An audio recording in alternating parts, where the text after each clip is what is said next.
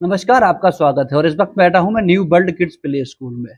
और ये जो न्यू किड्स प्ले स्कूल है ये बम्बा रोड पर लोहिया गैस एजेंसी के आगे पड़ता है। यहाँ पर ये स्कूल स्थापित है और मेरा यहाँ से निकलना हुआ तो मैंने सोचा कि किड्स प्ले जो होता है वो कहा जाता है कि बचपन प्ले स्कूल उसे कहा जाता है, लेकिन बचपन में जो नींव होती है वो मजबूत रखी जाती है, जो शिला होती है बच्चों के पूरा जीवन शुरुआत वहीं से होती है। तो मेरे जानने का प्रयास यही है आखिरकार बच्चों को पढ़ाने में कितनी तकलीफ होती है, छोटे छोटे बच्चों को बड़ा प्रारूप देने में कितनी कठिनाइयों का सामना है। यहाँ का स्टाफ, यहाँ के प्रबंधक जो भी हैं बात करने के लिए मेरे साथ मौजूद हैं। सबसे पहले तो आपका स्वागत है हमारे चैनल पर। बहुत बहुत स्वागत आपका, जो आप विद्यालय में आए और विद्यालय से रिलेटेड आप जो भी जानकारी लेंगे वो मैं आपको प्रॉपर तरीके से बताऊंगी। आप जो भी विद्यालय संस्थान की शुरुआत कब की थी आपने? ये सर 2016 से मैंने संस्थान की शुरुआत की है। अप्रैल 2016 में स्टार्टअप किया है। कितना ही समस्याओं का सामना करना पड़ा कोरोना काल के दौरान, क्या स्थिति रही? अगर सर कोरोना काल की बात की जाए तो कोरोना काल में तो हम कोई एक परेशान नहीं थे, बाकी सभी को परेशानी झेलनी पड़ी। बाकी सबसे ज्यादा अगर हमारी किसी चीज पे प्रभाव पड़ा है तो वो शिक्षा पे प्रभाव पड़ा है, क्योंकि शिक्षा उस तरीके से नहीं हो पाई, क्योंकि ऑनलाइन क्लासेस हम लोगों ने दी हैं, लेकिन वो जिस तरीके से पढ़ाई होनी चाहिए वो बच्चों को प्रॉपर तरीका नहीं मिल पाया। तो कोरोना काल में तो बहुत ज्यादा समस्याओं से जूझना पड़ा। सरकार ने कुछ मदद की आपकी? सरकार ने तो कुछ मदद नहीं की। चाहती तो क्या मदद कर सकती थी? अब सरकार अगर चाहती तो हमारे शिक्षकों को मानदेय भी दे सकती थी, मानदेय दे सकती थी सरकार। बाकी और तो बहुत ज्यादा कुछ। शिक्षा को कितना महत्व देती है? देखिए, शिक्षा अगर मैं सबसे ज्यादा मैं किसी के सपोर्ट करती हूँ तो वो शिक्षा का करती हूँ, और मेरा मेन उद्देश्य है विद्यालय को खोलना, शिक्षा को आगे बढ़ाना। क्योंकि मैं विद्यालय अगर चला रही हूँ तो मैं शिक्षा को, आप खुद समझ सकते हैं कि मैं कितना महत्व देती हूँ। मैं शिक्षा को बहुत महत्व देती हूँ। ना मुश्किल होता है छोटे छोटे बच्चों को संभालना?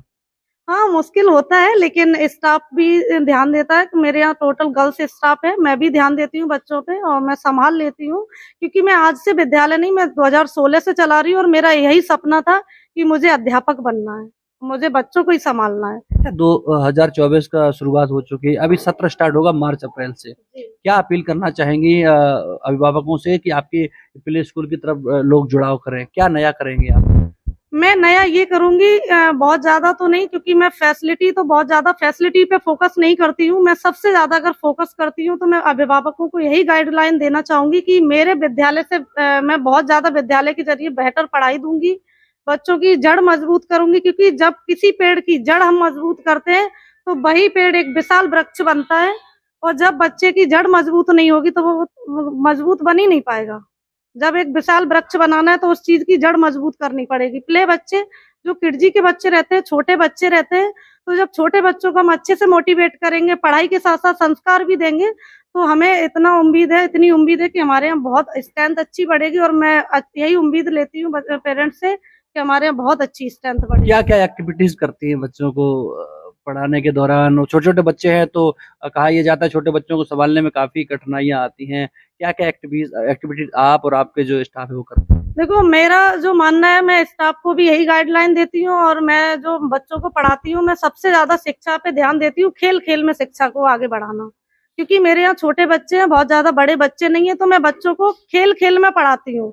कोई भी चीज है, जैसे पोयम वगैरह भी है तो उसके स्टेप कर करके उनको सिखाती हूँ। कोई भी चीज है शिक्षा के रिलेटेड, जैसे अल्फाबेट है या वर्णमाला है या पोयम है, तो बच्चों को खेल खेल में पढ़ाती हूँ। अपना कीमती समय देने के लिए आपका भी बहुत बहुत जी, धन्यवाद भैया आपका भी, जो आप यहाँ तक आए, मेरा इंटरव्यू लिया, मुझे बहुत अच्छा लगा आपसे मिलके।